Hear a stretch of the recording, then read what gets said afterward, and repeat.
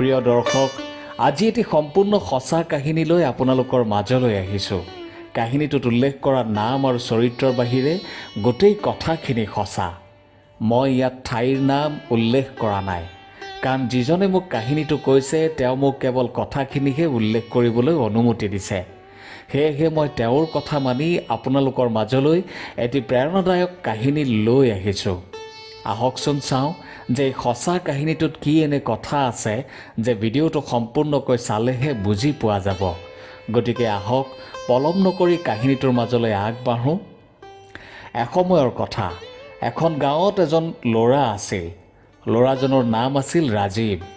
ল'ৰাজনৰ পঢ়া শুনা ব্যৱহাৰ পাতি ঠিকেই আছিল, কিন্তু তাৰ মনত এটাই চিন্তা আছিল যে এতিয়া পঢ়া শুনা শেষ হোৱাৰ পিছত সি কি কৰিব, কি কৰিলে সি আগুৱাই যাব পাৰিব, মানে টকা পইচা গাড়ী ঘোঁৰাৰে কেনেকৈ সফল হ'ব পাৰিব। এইফালে ঘৰৰ পৰাও তাক খুব জোৰ দি আছে যে পঢ়া শুনা শেষ হ'ল যেতিয়া সি কিবা এটা কৰিব লাগে আৰু ঘৰখন ধৰিব লাগে। এদিন দেউতাকে তাক মাতি ক'লে, চা বোপা, আমাৰ এতিয়া বয়স হৈ আহিছে, গতিকে তই কিবা এটা কৰিব লাগিব, কাৰণ তয়ো কিবা এটা কৰিলেহে মোৰ অলপ সহায় হ'ব। তোৰ একমাত্ৰ ভনীয়েৰৰ পঢ়া শুনাৰ খৰচ দিয়াত মোৰ অলপ অসুবিধা হৈ পৰিছে, কাৰণ মই এনেকৈ দিন হাজিৰা কৰি কেনেকৈ ঘৰখন চলাম। তোৰ পঢ়া পাতিৰ সময়ত যিমানখিনি মই পাৰিলোঁ দিলোঁ, আৰু এতিয়া তোৰ মায়েৰাই আনৰ ঘৰলৈ কাম কৰিবলৈ যোৱাটো মই নিবিচাৰোঁ। গাঁৱৰ মানুহে দেখিলেই কয় যে এই বয়সত আপোনাৰ মানুহজনী কিয় কামলৈ পঠিয়ায়? আপোনাৰ ল'ৰাইটো ভালকৈ পঢ়া শুনা কৰি ওলাল, গতিকে তাক কিবা এটা চাকৰিকে কৰিবলৈ নিদিয়ে কিয়? তাক এতিয়া দায়িত্ব ল'বলৈ দিয়ক। তেতিয়া ল'ৰাজনে ক'লে, দেউতা, মই চাকৰি নকৰোঁ, কিবা এটা সৰু সুৰা ব্যৱসায় কৰিম। তেতিয়া দেউতাকে ক'লে, কিন্তু কেতিয়া কৰিবি? আৰু ব্যৱসায় কৰিবলৈ জানো আমাৰ হাতত টকা পইচা আছে? তাতকৈ কোনো কোম্পানীতে কিবা এটা কৰ।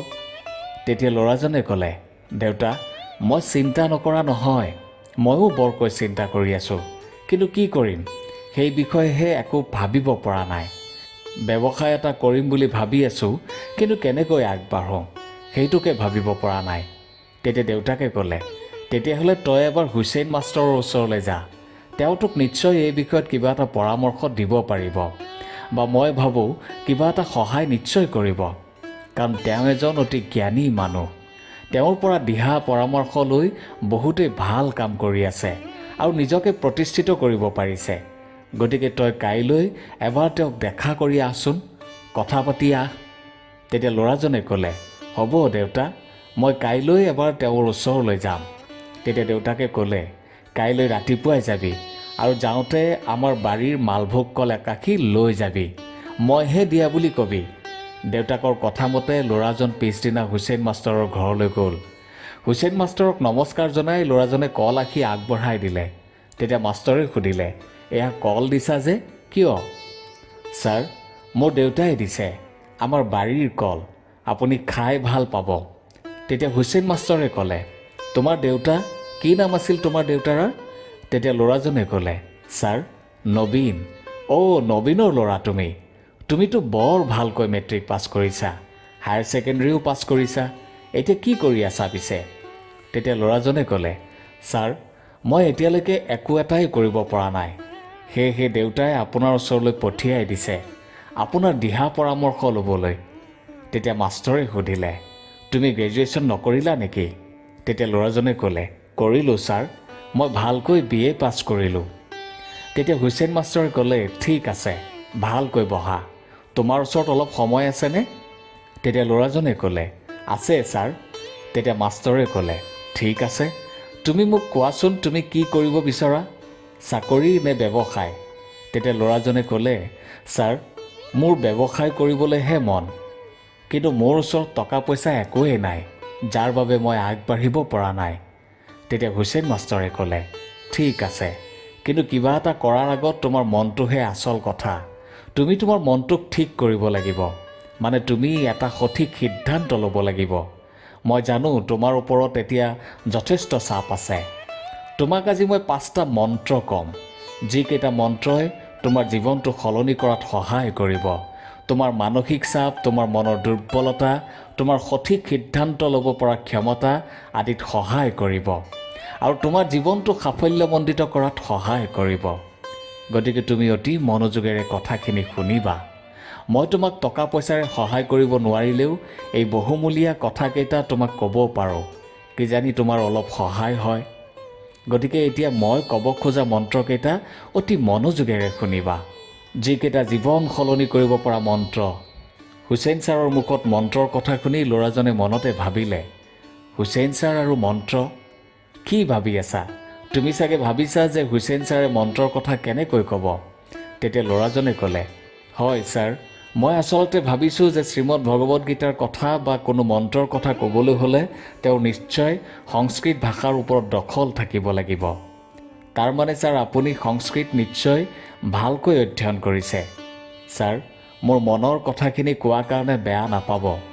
আমাৰ ল'ৰা ছোৱালীবিলাকে তেনেকৈ ভাবে যে হিন্দু হ'লে সংস্কৃত জানিব আৰু মুছলমান হ'লে উৰ্দু। তেতিয়া হুছেইন মাষ্টৰে হাঁহিলে আৰু ক'লে, সেইবোৰ মানুহৰ দৃষ্টিভংগী। মানুহে ভবা আৰু কোৱা কথাত কেতিয়াও মন নিদিবা, যেতিয়ালৈকে সেয়া তোমাৰ কামত নাহে। বাৰু বাদ দিয়া সেইবোৰ ক'বলৈ গ'লে তোমাৰ আচল কথাখিনি থাকি যাব। ব'লা মোৰ লগত। অঁ ৰ'বা, তোমাৰ লগত ইমান সময় কথা পাতি আছোঁ অথচ তোমাৰ নামটো মই সোধাই নাই। নবীনৰ ল'ৰা বুলি জানো। ছাৰ, মোৰ নামটো ৰাজীৱ, ল'ৰাজনে ক'লে। ব'লা ৰাজীৱ, আমাৰ ওচৰতে নদী এখন আছে, তালৈ যাওঁ। কথামতে দুয়ো ওচৰতে থকা নদীখনৰ পাৰলৈ গ'ল। নদীৰ পাৰত উপস্থিত হৈ হুছেইন মাষ্টৰে ক'বলৈ ধৰিলে, আজি মই তোমাক শ্ৰীমদ ভগৱত গীতাৰ 5টা শ্লোক ক'ম, যিকেইটা শ্লোকে তোমাক সকলো ক্ষেত্ৰত সহায় কৰিব। তুমি ব্যৱসায় কৰা বা তুমি চাকৰিয়ে কৰা বা তুমি অন্য কিবা কৰা, জীৱনৰ সফলতা, বিফলতা, জ্ঞান, বিজ্ঞান, সুখৰ চাবিকাঠি আৰু দুখৰ সমাধান এই শ্ৰীমদ ভগৱত গীতা। হাজাৰ হাজাৰ বছৰ আগতে লিখা এই গ্ৰন্থখন কোন ধৰ্মীয় গ্ৰন্থ হোৱাৰ আগত ই এখন জীৱনশৈলীৰ গ্ৰন্থ। মুঠতে ইয়াত তুমি যি বিচৰা তাকেই পাবা। প্ৰথম শ্লোকটো হৈছে, কৰ্মণ্যেৱাধিকাৰস্তে মা ফলেষু কদাচন মা কৰ্মফল হেতু ভুৰ্ভুৰ মা তে সংগো হস্তকমণি। অৰ্থাৎ তুমি তোমাৰ কামৰ ওপৰতহে ধ্যান দিয়া। Focus on your action and not on the results. তাৰ ফলৰ ওপৰত নহয়। এই বৈ থকা নদীখনলৈ চোৱা। নদীখন কিমান শান্ত হৈ বৈ আছে, নিজৰ বুকুত সকলো সমাহিত কৰি। নদীখনে নিজৰ কৰ্ম কৰি আছে। নিজৰ এটা লক্ষ্য আছে, কোনো সাগৰত বিলীন হোৱা বা কোনো এখন ডাঙৰ নৈত মিলিত হোৱা। তুমি যিমানেই এই নদীখনত বাধা নিদিয়া কিয়, ই সদায় বৈ থাকিব। তুমি দিয়া বাধা যদি নদীখনতকৈ শক্তিশালী হয়, তথাপি কেতিয়াও পিছুৱাই নাহে। সেই বাধা ভাঙি আগুৱাই যাব নোৱাৰিলে অন্য ৰাস্তা উলিয়াই হ'লেও আগবাঢ়িব। মুঠতে নদীখন কেতিয়াও ৰৈ নাথাকে, সদায় বৈ থাকে। আৰু আটাইতকৈ ডাঙৰ কথাটো হ'ল যে এই নদীয়ে কেতিয়াও ফলৰ কথা চিন্তা নকৰে। কি কৰিলে কি পাব সেয়া অকণো চিন্তা নকৰে। আৰু এটা কথা তুমি কোৱাচোন, এই নদীখনত যি পানী আছে সেয়া নদীখনে নিজেই লৈছেনে? নাই লোৱা। এই আম গছজোপালৈ চোৱা, নিজেই নিজৰ ফল ভোগ কৰিছেনে? নাই কৰা। এই প্ৰকৃতিয়ে আমাক কেৱল দিছেহে, নিজেই একো গ্ৰহণ কৰা নাই। দিন ৰাতি একাকাৰ কৰি ফলৰ কথা চিন্তা নকৰাকৈ কেৱল নিজৰ কাম কৰি গৈছে। ঠিক একেই আমাৰ মানুহৰ জীৱনটো। তুমি যদি কিবা এটা কৰিম বুলি ভাবিছা, তেন্তে তাৰ ৰিজাল্ট বা ফলৰ কথা চিন্তা নকৰিবা। তুমি যদি আৰম্ভণিতেই ভাবা যে মই ব্যৱসায় এটা কৰিম, তেনে ব্যৱসায়টো কৰিলে মই মাহেকত ইমানখিনি পাম, তাৰপিছত এইটো কৰিম সেইটো কৰিম, তেতিয়া তুমি সেই কামত ছাকচেছ হ'ব নোৱাৰিবা, সফল হ'ব নোৱাৰিবা। কাৰণ কাম কৰাৰ অধিকাৰহে তোমাৰ আছে, ফলৰ কথা চিন্তা কৰাৰ অধিকাৰ তোমাৰ নাই। তুমি কি ফল পাবা সেয়া তুমি কেতিয়াও ক'ব নোৱাৰা, কাৰণ মানুহে নিজৰ ভৱিষ্যত কেতিয়াও জানিব নোৱাৰে। গতিকে প্ৰথম কথাটো হ'ল যে তুমি যি কাম কৰিম বুলি ভাবিছা সেইটো আৰম্ভ কৰা। কাৰণ এই পৃথিৱীত আটাইতকৈ কঠিন কামটোৱে হৈছে কোনো এটা কাম আৰম্ভ কৰা। এইখিনিতে আৰু কেইটামান কথা। কিছুমানে নিজৰ ইচ্ছামতেহে কাম কৰে, কিন্তু এয়া বুজি নাচায় যে তেওঁৰ ওচৰত সেই কামটোৰ বাবে প্ৰয়োজনীয় গুণবিলাক আছে নে নাই। বা বহুতে আনে কিবা এটা কৰি ভাল হৈছে বুলি ভাবি নিজেও সেই কামটো কৰিবলৈ লয়। তেনে কৰিলে কেতিয়াও সফল হ'ব নোৱাৰে। যি ব্যক্তিয়ে নিজৰ যোগ্যতা অনুসৰি এটা কাম কৰে, সেই ব্যক্তিয়েহে প্ৰকৃততে সফল হোৱা দেখা যায়। সেই ব্যক্তিয়ে কেৱল নিজৰেই চিন্তা নকৰে, আন 10জনৰ চিন্তা কৰে। গতিকে এই মহান শ্লোকটোৰ মূল অৰ্থ হৈছে নিজৰ যোগ্যতা অনুসৰি কাম কৰা, সেই কামটোৰ ওপৰতে ধ্যান দিয়া। কি হ'ব কি নহ'ব তাৰ চিন্তা নকৰিবা, মানে এই নদীখনৰ নিচিনা। দ্বিতীয় শ্লোকটো হৈছে ন জায়তে ম্ৰিয়তে वा কদাচিন নায়ং ভূত্তা ভবিতা वा ন ভূয়ঃ অজো নিত্যঃ শাশ্বতো ভয়ং পুৰাণো ন হন্যতে হন্যমানে শৰীৰে। কেতিয়াও ভয় নকৰিবা, কাৰণ তোমাৰ শৰীৰত যি আত্মা আছে তাৰ কেতিয়াও মৃত্যুও নাই আৰু জন্মও নাই। শৰীৰৰহে মৃত্যু হয়। এতিয়া মই ইয়াতে তোমাক আত্মাৰ কথা বেছিকৈ ক'বলৈ নাযাওঁ, কাৰণ সেয়া অতি গভীৰ আৰু তাৰ বাবে সম্পূৰ্ণ আধ্যাত্মিক পৰিৱেশ লাগিব। সাধাৰণভাৱে ক'বলৈ গ'লে আমি মানুহে এটা বস্তুকেই বেছি ভয় কৰোঁ, সেয়া হৈছে মৃত্যু। আমি সকলোৱে জানো যে আমি এদিন মৰিবই লাগিব, তথাপি আমি ভয় কৰোঁ, কাৰণ আমাৰ মনত এক ইচ্ছা আছে, হেঁপাহ আছে জীয়াই থকাৰ। মানে আমি বস্তুৰ প্ৰতি বা কোনো এটা কামৰ ফলৰ প্ৰতি আসক্ত। যেনেকৈ ড্ৰাগছ খোৱা মানুহে এবাৰ ড্ৰাগছ খালে আৰু এৰিব নোৱাৰে, ড্ৰাগছৰ প্ৰতি আসক্ত হৈ যায়, ঠিক তেনেকৈ আমি মানুহেও কোনো এটা বস্তুৰ প্ৰতি আসক্ত হৈ যাওঁ যিটো আমি ইচ্ছা কৰোঁ। আৰু যিটো আমি ইচ্ছা কৰোঁ সেইটো যদি আমি নাপাওঁ, তেতিয়া আমি আমাৰ নিজৰ কৰ্মপথৰ পৰা বিচলিত হৈ যাওঁ আৰু যি টি নকৰিবলগীয়া কাম কৰোঁ। ঠিক একেই দশা তোমাৰ লগতো হৈ আছে। তুমি নিশ্চয় কোনো এটা কাম কৰিম বুলি ভাবি আছা, কিন্তু কৰিব পৰা নাই। তাৰ একমাত্ৰ কাৰণটো হৈছে তোমাৰ মনত থকা ভয়। তোমাৰ ভয় এয়াই যে তুমি ভাবি আছা কামটো আৰম্ভ কৰিলে কামটোত লাভৱান হ'ব পাৰিবানে নাই। আচলতে তুমি কামটোতকৈও ৰিজাল্টক লৈ বেছি চিন্তা কৰি আছা, সেয়েহে তুমি ভয় কৰি আছা। তেতিয়া ৰাজীৱে ক'লে, হয় ছাৰ, মোৰ ভয়টো হ'ল মোৰ ওচৰত পইচা পাতিও নাই, আৰু যিখিনিৰে আৰম্ভ কৰিম সেয়াৰে যদি মই আগবাঢ়িব নোৱাৰোঁ। কথা শুনি হুছেইন মাষ্টৰে হাঁহিলে আৰু ক'লে, ৰাজীৱ, এয়াই তোমাৰ ভয়। এইকাৰণেই তুমি আৰম্ভ কৰিব পৰা নাই। তুমি বেছি দূৰলৈ ভাবিছা, কিন্তু অতি সাধাৰণভাৱে ভাবি চোৱা, সহজে উত্তৰ ওলাই যাব। তুমি এনেকৈ ভাবা যে খুব কম পইচাত কেনেকৈ ব্যৱসায় এটা আৰম্ভ কৰিব পাৰি। সেয়া দায়িত্ব তোমাৰ। মোৰ ওচৰত তাৰ উপায় আছে, কিন্তু মই তোমাক নকওঁ, বেয়া নাপাবা। কাৰণ মই যদি তোমাক সকলো কৈ দিওঁ তেতিয়াও তোমাৰ মনলৈ এটা ভয় আহিব যে ছাৰ যেতিয়ালৈকে আছে ঠিকেই আছে, ছাৰ নাথাকিলে কি হ'ব, বা ছাৰে মোক সদায় এনেকৈ সহায় কৰিবনে। এই ভয়টোৱে তোমাক আগুৱাই যোৱাতকৈ পিছুৱাই নিয়াতহে সহায় কৰিব। গতিকে কেতিয়াও কাৰো ডিপেণ্ডেণ্ট নহ'বা, মানে আনৰ আশ্ৰয় বিচাৰি কেতিয়াও কাম নকৰিবা। সেইটো এটা মৃত্যুতকৈও ডাঙৰ ভয়। এই নদীখনলৈ চোৱা, নদীখনে আগলৈ কি আছে নাজানে, কিন্তু একো ভয় নোহোৱাকৈ আগবাঢ়ি আছে। বৈ গৈ থাকোঁতে কিমান যে বাধা বিঘিনি আহে তালৈ ভ্ৰূক্ষেপেই নকৰে, মাথো বৈ গৈ থাকে।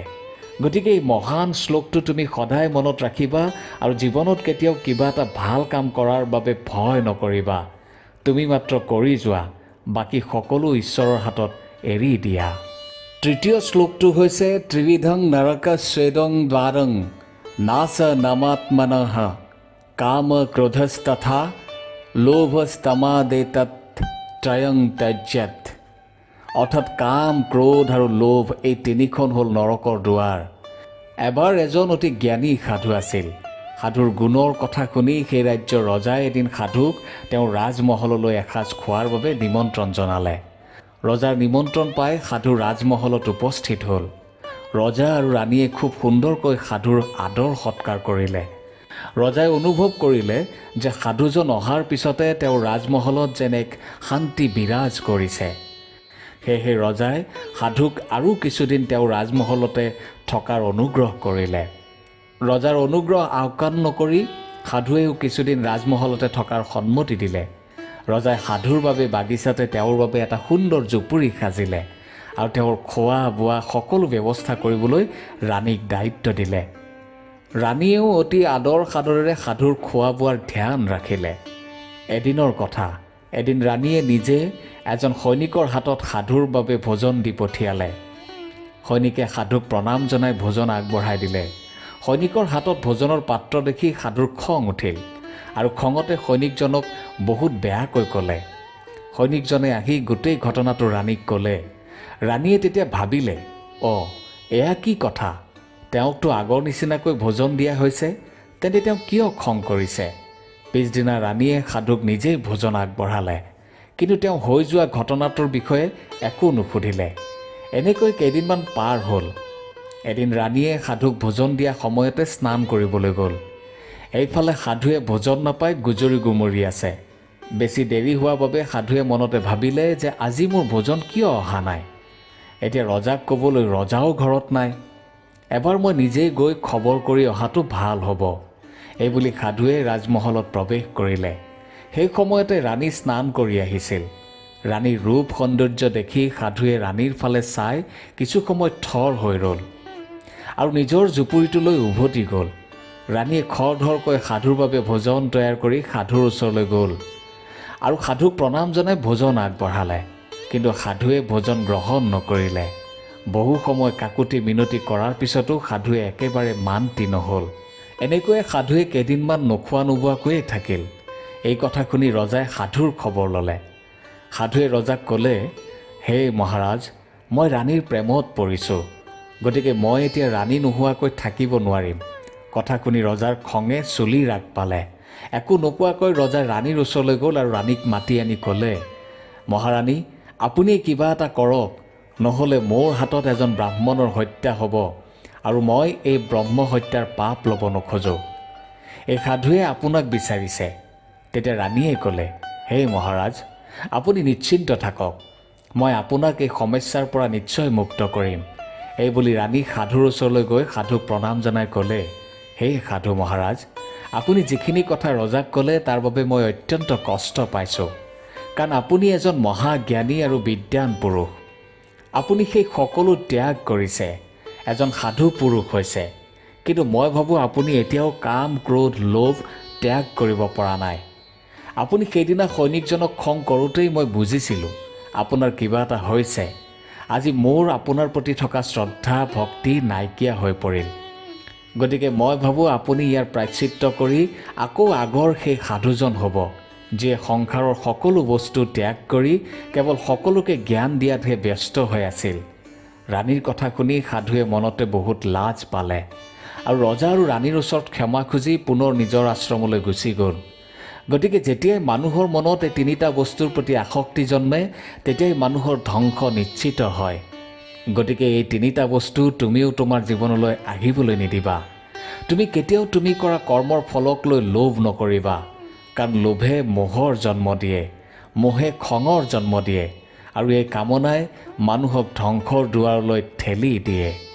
চতুৰ্থ শ্লোকটো হ'ল মাত্ৰা স্পৰ্শাস্তু কৌন্তেয় শীতোষ্ণ সুখ দুঃখদাহ আগম পাই নোহ্নত্যাস্তং স্থিতিক্ষস্য ভাৰত। অৰ্থাৎ এই সংসাৰত সকলো অস্থায়ী। গতিকে যিবোৰ দুখ তুমি দুখ বুলি ভাবি আছা, যিবোৰ সুখ তুমি সুখ বুলি ভাবি আছা, সেইবোৰ সকলো ইন্দ্ৰিয়ানুভূতি। অৰ্থাৎ সাধাৰণভাৱে যদি কওঁ, মনৰ অনুভূতিহে মাথো, আৰু এইবোৰ খন্তেকীয়া। গতিকে ইয়াক লৈ বিচলিত হোৱাৰ কোনো কথাই নাই। Learn to tolerate, nothing is permanent in this world. তুমি যেতিয়া কোনো এটা কাম আৰম্ভ কৰিবা বা কৰিবলৈ যাবা, তেতিয়া তুমি দুখ কষ্ট পাবাই। তোমাৰ সন্মুখত নানা সমস্যাই দেখা দিব। গতিকে তুমি সেই সকলোবোৰ সহ্য কৰিব পাৰিব লাগিব। আৰু যদি তুমি নোৱাৰা, তেন্তে তুমি কাম আৰম্ভ কৰিলেও সফল হ'ব নোৱাৰিবা। যেনে ধৰি লোৱা, তুমি এখন কাপোৰৰ দোকান দিছা। কেতিয়াবা এনেকুৱা হ'ব, তোমাৰ দোকানলৈ মানুহ অৰ্থাৎ গ্ৰাহক আহিবই। গ্ৰাহকে কেতিয়াবা খং কৰিবও পাৰে, তোমাক কথাও শুনাব পাৰে, কিন্তু তুমি সহ্য কৰিব পাৰিব লাগিব। কেতিয়াবা দোকানলৈ এজনো গ্ৰাহক নাহিব পাৰে, তেতিয়াও তুমি বিচলিত হ'ব নালাগিব। ধৈৰ্য লাগিবই, কাৰণ যি তোমাৰ লগত ঘটি আছে সেয়া কেতিয়াও স্থায়ী নহয়। যেনেকৈ প্ৰকৃতিৰ ঋতুবোৰ স্থায়ী নহয়, তেনেকৈ কোনো পৰিস্থিতিয়েই বা সমস্যাই স্থায়ী নহয়, আহিব আৰু যাব। গতিকে তুমি তোমাৰ কামৰ পৰা কেতিয়াও আঁতৰিব নোৱাৰিবা। আজি বৰষুণ বেছি, দোকানলৈ নাযাওঁ, আজি ৰ'দ বেছি, দোকানলৈ নাযাওঁ, এনেকুৱা যাতে কেতিয়াও নহয়। আজি তোমালোকৰ ঘৰৰ যি অৱস্থা, সেই অৱস্থা সদায় একে থাকিবনে? নাথাকে। কিন্তু ইয়াতে আৰু এটা কথা, তেনেকৈ ভাবি বহি থাকিলেও নহ'ব। তুমি কাম কৰিবই লাগিব, তাকো ধৈৰ্য সহকাৰে। এতিয়া মই তোমাক শেষৰটো শ্লোক ক'ম, যিটো অতি গুৰুত্বপূৰ্ণ। এই শ্লোকটোত কোৱা কথাখিনি মনত ৰাখি যদি তুমি কাম কৰিব পাৰা তেন্তে তোমাক জীৱনত আন একোৱেই নালাগে। সেই শ্লোকটো হৈছে অপূৰ্য মান্ন চল প্ৰতিস্থং সমুদ্ৰ মাপহ প্ৰবিশন্তি য়দৱৎ তদৱৎ কামায়ং প্ৰবিশন্তি সৰ্বেশ শান্তি মাপনোতি ন কামাকামি। অৰ্থাৎ সাগৰৰ দৰে স্থিৰ হ'বলৈ শিকা। এতিয়া এই নদীখনলৈ চোৱা, নদীখনৰ পানী কলৈ গৈ আছে? ধৰি লোৱা সাগৰলৈ। এতিয়া সাগৰত এনেকুৱা কিমান নদীৰ পানী আহি পৰিব পাৰে ভাবাচোন। অনবৰতে সাগৰলৈ সকলো নদীৰ পানী আহিয়েই থাকে, তথাপি সাগৰ সদায় স্থিৰ হৈ থাকে। তেনেদৰে মানুহৰ মনলৈও বিভিন্ন চিন্তা আহি থাকে, আৰু সেই চিন্তাই যদি তোমাক বিচলিত কৰিব নোৱাৰে তেন্তে তুমি সুস্থিৰ। তোমাক তোমাৰ কামৰ পৰা কোনেও লৰচৰ কৰিব নোৱাৰে, আৰু তেতিয়া শান্তি নিশ্চয় পাবা। কিন্তু মনলৈ অনবৰতে আহি থকা চিন্তাই যদি তোমাক খাবলৈ নিদিয়ে, শুবলৈ নিদিয়ে, তেন্তে তুমি কেনেকৈ সুস্থিৰ হৈ থাকিবা? কেনেকৈ সুখত থাকিবা, শান্তিত থাকিবা? যিহেতু আমাৰ শৰীৰ তেজ মঙহেৰে গঠিত, গতিকে আমাৰ মনটোৱে বিভিন্ন বস্তু দাবী কৰিবই। যেনে ধৰা আজি কোনো এখন হোটেলত ভালকৈ চাইনিজ ফুড খাবলৈ মন গৈছে, চিনেমা এখন চাবলৈ মন গৈছে, ক'ৰবালৈ ফুৰিবলৈ যাবলৈ মন গৈছে, আড্ডা মাৰিবলৈ মন গৈছে। মনৰ এইবিলাক দাবী থাকিবই। এতিয়া তোমাৰ সিদ্ধান্ত কি হ'ব? তুমি তোমাৰ মনটোৰ দাবী পূৰণ কৰিবলৈ গ'লে নকৰিবলগীয়া কিছুমান কাম কৰিবই লাগিব। আৰু যদি তুমি তোমাৰ মনটোক নিয়ন্ত্ৰণ কৰি ৰাখিব পাৰা তেন্তে তুমি সেইবোৰৰ পৰা আঁতৰি থাকিব পাৰিবা। এই নদীৰ বুকুত পানীৰ লগতে বৈ থকাৰ দৰে বিভিন্ন চিন্তা তোমাৰ মনলৈ আহিব। তাৰ ভিতৰত নিগেটিভ চিন্তাই বেছিকৈ আহিব। নাই, নকৰোঁ, নোৱাৰোঁ, নাযাওঁ, নাখাওঁ ইত্যাদি। গতিকে তুমি তোমাৰ মনটোক নিজেই নিয়ন্ত্ৰণ কৰিব লাগিব, যাতে মনটোৱে তোমাক নিয়ন্ত্ৰণ কৰিব নোৱাৰে। সেয়েহে ভগৱান শ্ৰীকৃষ্ণই কৈছে যে হে অৰ্জুন, এই মনটোৱে হৈছে তোমাৰ আটাইতকৈ ডাঙৰ শত্ৰু আৰু তোমাৰ আটাইতকৈ ডাঙৰ বন্ধু। গতিকে তোমাৰ ওপৰত কথা তুমি কেনেকৈ লোৱা? গতিকে ৰাজীৱ, এই 5টা শ্লোক মই আজি তোমাক ক'লোঁ, সদায় মনত ৰাখিবা, স্মৰণ কৰিবা আৰু কামত ধৰিবা। চাবা, তুমি পিছলৈ ঘূৰি চাব নালাগে। মই মুছলমান হ'লেও ভগৱত গীতাক বহুত মানো, ইয়াৰ প্ৰমাণো পাইছোঁ।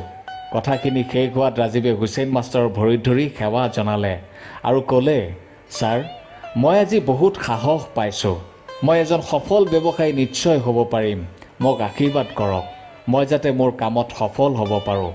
এই বুলি কৈ ৰাজীৱ যাবলৈ ওলাওঁতেই হুছেইন মাষ্টৰে ক'লে, ৰ'বা, মোৰ আশীৰ্বাদ সদায় তোমাৰ লগতে আছে। আৰু এয়া 1000 টকা এটা আছে, তুমি ৰাখি থোৱা। তোমাৰ ব্যৱসায়টো আৰম্ভ কৰোঁতে যোগ দিবা। টকা 1000 লৈ ৰাজীৱে সেমেকা চকুৰে হুছেইন মাষ্টৰৰ ওচৰৰ পৰা বিদায় ল'লে আৰু ঘৰলৈ আহি গোটেই কথাখিনি দেউতাকক, মাকক ক'লে। পিছদিনা সি সিহঁতৰ ওচৰতে থকা কৃষি বিভাগৰ অফিচলৈ গ'ল আৰু তাত কিবা কিবি সৰু সুৰা প্ৰশিক্ষণৰ বিষয়ে জানি আহিলে। আৰু তাৰ যোগ্যতা চাই সেই ডিপাৰ্টমেণ্টৰ মানুহে তাক সহায়ো কৰিলে। আৰু সি এতিয়া এখন ফাৰ্ম খুলি এজন প্ৰতিষ্ঠিত ব্যৱসায়ী হৈ পৰিল। আনকি সি তাৰ ফাৰ্মত কাম কৰাৰ বাবে গাঁৱৰে ল'ৰা ছোৱালীকো নিয়োগ কৰিছে। প্ৰিয় দৰ্শক, এই সঁচা কাহিনীটোৰ পৰা আমি ইয়াকেই বুজিব পাৰোঁ যে নিৰন্তৰ পৰিশ্ৰম কৰি ধৈৰ্য সহকাৰে যদি কোনো এটা কামত লাগি থকা যায় তেন্তে সফলতা নিশ্চয় আপোনাৰ হাতত থাকিব। ভগৱত গীতাৰ এই 5টা শ্লোকে বা উপদেশে আপোনাক জীৱনৰ প্ৰতিটো খোজতে সহায় কৰিব। গতিকে আহক, শ্ৰীমদ ভগৱত গীতাক জীৱনৰ উদ্দেশ্য কৰি লওঁ। নিজেও এই বাণী বা উপদেশবোৰ সদায় শুনক আৰু আনকো শুনাওক। জীৱনটো নিশ্চয় সুমধুৰ হ'ব। ধন্যবাদ।